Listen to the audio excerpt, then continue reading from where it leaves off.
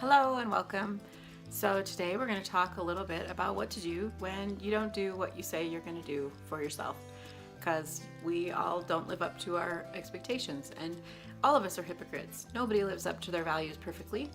So we're going to have off days and we're going to do stuff that we wish we hadn't done, and we're going to need to know how to handle those things and have skills to handle those things. So today is really about how to handle the days where you don't do what you wanted to do or what you said you would do, especially in terms of your sugar addiction. Let's talk about what we do. So why don't we set out to do something and then just always do it? Why would that happen? Well, I have a few theories on this, and that is because free will exists, I think, and there's lots of philosophers and I've read a lot about this, but I think that free will exists, but I do think it's a pretty small fraction in all of the factors at play. You know, we have our genes, we have our heredity and our family history, we have how we were brought up, we have the country we were brought up in, we have the culture we're brought up in, the TV we watch, we have the friends that we have the experiences that shape us in our lives. All of these things, time, place, body, genes, family, they play a huge role in the things that we do.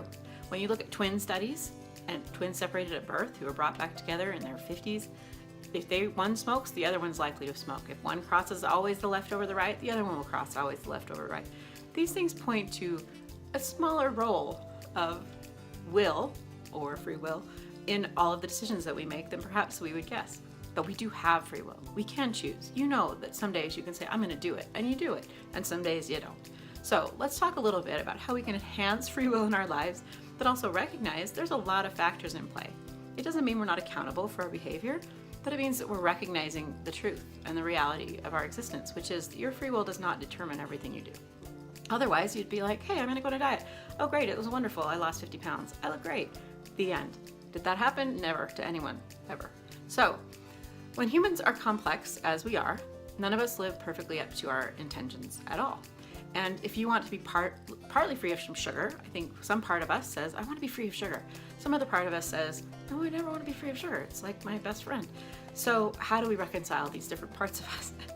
First of all, we want to be very gentle with ourselves. And again, you're probably wondering, how is gentleness going to make me change? Especially if you're in the habit of using the beat stick on your head every time you make a mistake and wondering why you don't change. Gentleness is a far more powerful tool than guilt and beating ourselves up and befriending ourselves, which is, it sounds kind of crazy. But when you can just say, oh, there I go again, you know, that's something I do, and be gentle, your whole body downregulates. You actually respond physiologically like someone else just said that to you. It's really bizarre. If you put your hand over your heart and you just say, hey, that was rough. I really care about how hard that was. You will actually feel a change in your body.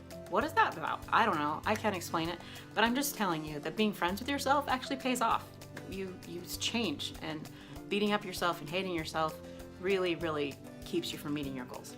So, gentleness. If you had a friend who was like, man, I just keep doing this and I wish I wasn't, and I don't know what to do, you wouldn't be like, well, if you just weren't so stupid and if you weren't such a bad person, you wouldn't do that. I hope you'd be a good friend and say, hey, you know what? You're doing your best, and I'm sure it'll come around, and you'd be encouraging and rather than discouraging. So let's practice providing that same level of friendliness to ourselves on the days where we just really don't live up to the expectations that we have. And you'll be surprised how when we're mean to ourselves, it actually helps us entrench in the habits that cause that, versus when you're gentle, it gives you space, it gives you room to be different. It sounds, again, really counterintuitive, but it's really, really true. So step 1, be gentle. Step 2, again, it's the drum I beat constantly. Be curious, be interested. Instead of saying, why am I so stupid? Just say, why did I do that? Let's think about that for a sec. It's curiosity, it's detective instead of judge, right? So if you're curiously exploring human behavior and you just happen to have yourself as a subject, at the end of the day, you can be the curious anthropologist that says, Val in the wild does really crazy things when it comes to sugar. I noticed this and this and this and this. I noticed that when she argued with her son, as soon as that argument was over, she went to the fridge. That was interesting. That's a very different conversation than, why do I always do this? I am a horrible mother and I eat sugar. This is horrible. So, gentleness. Next, curiosity. The third one, super, super important. Avoid moralizing your relationship with sugar. Avoid, I'm a good person, I'm a bad person. I'm a bad sugar person, I'm a good sugar person. It's so old and it's so useless and it's so Puritan and it's so irrelevant. If we could just give up this idea that everything has to have a good and a bad, we are so much more free to live and be human. 2 words that I'd like to introduce to your vocabulary are skillful and helpful. Was I skillful means was I wise? Did I help the situation? Did I come in and make it better than it was? Or was I unskillful, meaning I didn't really handle that the best way I could have? But there's something really gentle about the term I was unskillful instead of I was bad or I really screwed up. So to say to yourself, was that really a skillful way to handle it? Or was it unskillful? It just feels a lot more gentle, it doesn't feel so harsh, and it's a way of being friends with yourself. The next one would be helpful. Was I helpful in that situation? And this is very close to skillful, but it really is just the things in your life that you do, they're almost always not right or wrong. Some things are. Some things are about, if they're about cruelty to others or how we treat others, there are probably some pretty universal rights and wrongs. But in most of our other life choices, a lot of it is what it is. So when it comes to your choices, you can say, was that helpful or was that unhelpful? Rather than, was that good or was that bad? Just try to practice changing good and bad to skillful or unskillful, helpful or unhelpful, and you'll find that your body downregulates a little bit and you feel a little bit more gentle with yourself. So practice those 3 things. 1, you're going to go ahead and be gentle.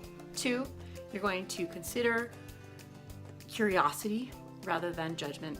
And 3, a way to do those 2 things is you're going to replace good and bad with skillful, unskillful, helpful, unhelpful.